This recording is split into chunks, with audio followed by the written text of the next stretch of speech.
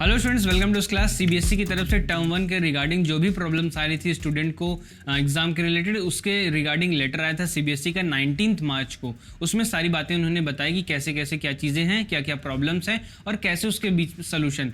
उसका 2 पेज का लेटर है, उस लेटर को भी हम लोग जानेंगे। और इसके पहले सीबीएसई ने 5 जुलाई 2021 में जो लेटर दे रखा था, जो कि यहाँ पर क्या होता है, एड ऑन होता है, यहाँ पर उसकी बात आती है, तो उसको भी हम लोग जानेंगे आज की वीडियो में। तो चलिए देखते हैं।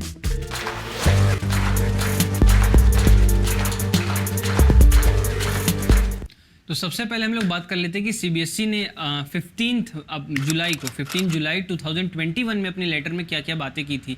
तो वहाँ पर सीबीएसई ने बताया था, अगर आपको पता है तो अच्छी बात है, नहीं तो एक बार फिर से मैं आपको बता दे रहा हूँ कि उसमें सीबीएसई ने ये बताया था कि जो आपका जो बोर्ड का एग्जाम होगा वो 2 सेक्शन में होगा, टर्म 1 और टर्म 2। 50% सिलेबस इसमें रहेगा, 50% सिलेबस इसमें रहेगा, और उसी बेसिस पर दोनों के मार्क्स भी रहने वाले हैं। पर जब इनका जो नया लेटर आया, जो कि 19 मार्च 2022 में जो लेटर आया, तो इसमें बात की गई कुछ अलग। तो ये जो सारे पॉइंट्स हैं इसको हम लोग जान लेते हैं कि सबसे पहले सीबीएसई ने ये कहा इसमें कि जो स्टूडेंट्स के परफॉर्मेंस है वही आपको, स्कूल वालों को कहा कि वही आपको अपलोड करना है, प्रैक्टिकल के मार्क्स आपको अपलोड नहीं करना है। तो वैसे ही सीबीएसई से एफिलेटेड जितने भी स्कूल थे उन्होंने क्या किया, अपने मार्क्स को, अपने स्टूडेंट्स के मार्क्स को अपलोड किया। पर वहाँ पर कई स्कूलों से देर हो गई अपलोड करने में, तो वहाँ पर भी सीबीएसई ने थोड़ा सा टाइम और दिया।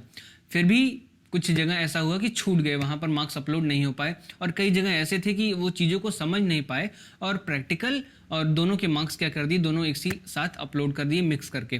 तो वहाँ पर सीबीएसई ने क्या कहा कि सीबीएसई ने सिर्फ और सिर्फ थ्योरी के मार्क्स मांगे थे, सिर्फ और सिर्फ थ्योरी के मार्क्स ही आपको देने थे। तो सीबीएसई ने जैसे जिस स्कूल ने मार्क्स भेजे थे वैसे ही उस स्कूल को मार्क्स उसने वापस भेज दिया। तो ये यहाँ पर ये चीज़ें रहीं। फिर उसके बाद क्या हुआ कि ये प्रॉब्लम निकल के आई कि जो क्वेश्चन है टर्म 1 के जो क्वेश्चंस हैं उसमें प्रॉब्लम आ रही है, कि सेट की प्रॉब्लम आ रही है कि किस सेट में कैसा क्वेश्चन है, किस सेट में कैसा क्वेश्चन है। तो इस सारी चीज़ों पे भी सीबीएसई ने दोबारा रीचेकिंग कराई, दोबारा इसको चेक हुआ, और फिर जो सारी चीज़ें हुई उसमें वापस देखा गया। फिर उसके बाद सारे मार्क्स आपके सामने आए। फिर इसमें देखिए प्रॉब्लम आती है कि कुछ बच्चों की, जो बच्चे ओलंपियाड के थे, नेशनल स्पोर्ट्स में थे या फिर इंटरनेशनल स्पोर्ट्स में थे, और कोविड से कुछ बच्चे जूझ रहे थे, तो उनके क्या थे, एग्जाम छूट गए। तो अगर उनके एग्जाम छूट गए तो सीबीएसई ने यही साफ साफ कहा कि टर्म 2 पर आप फोकस करिए, टर्म 2 के बेसिस पर आपको मार्क्स दिया जाएगा। अब इसमें क्या प्रॉब्लम निकल के आई, जैसे इन बच्चों के मार्क्स छूट गए तो उनके लिए तो वो चीज़ आ गई। फिर कुछ बच्चों का ये था कि टर्म 1 के रिजल्ट इतने गड़बड़ आ गए तो उनका कंपार्टमेंट या फिर इम्प्रूवमेंट की बात आ गई। तो वहाँ पर ये बच्चे परेशान होने लग गए कि सीबीएसई की वेबसाइट पर कुछ भी ऐसा नहीं दिख रहा है कि हम अप्लाई कर सकें। तो यहाँ पर भी सीबीएसई ने इस लेटर में ये साफ साफ आपको बताया कि आपको टर्म 2 के बेसिस पे ही आपके वहाँ पे मार्क्स मिल जाएंगे, आपको कंपार्टमेंट या इंप्रूवमेंट देने की कोई भी ज़रूरत नहीं है। तो ये बात आपकी क्लियर हो गई। फिर इसके बाद आती है कि प्राइवेट और पत्याचारी स्टूडेंट के प्रैक्टिकल के मार्क्स, क्योंकि उन लोगों के जो मार्क्स थे वो प्रैक्टिकल के मार्क्स नहीं हुए, क्योंकि वो लोग स्कूल नहीं जाते हैं।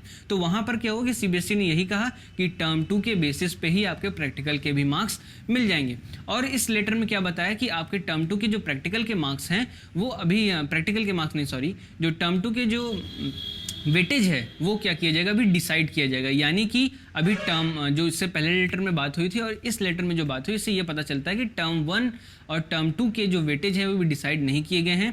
तो इसका मतलब ये है कि ज़्यादा वेटेज टर्म 2 पे बन सकता है, क्योंकि सारी बातें ये निकल के आ रही हैं कि जैसे प्राइवेट के लिए कहा गया, पत्याचार के लिए कहा गया, कंपार्टमेंट के लिए कहा गया, ओलंपियाड, नेशनल, ये सभी बच्चों के लिए यही कहा गया कि आप टर्म 2 पे फोकस करिए, टर्म 2 के बेसिस पे ही आपके टर्म 1 के मार्क्स मिलेंगे। तो इसका क्या मतलब निकल के आता है कि आपको टर्म 2 पर ज़्यादा ध्यान देना है, वहाँ से ही आप लोग क्या कर सकते हैं, ज़्यादा मार्क्स स्कोर कर सकते हैं, और वैसा ही आपका रिजल्ट बन करके आएगा।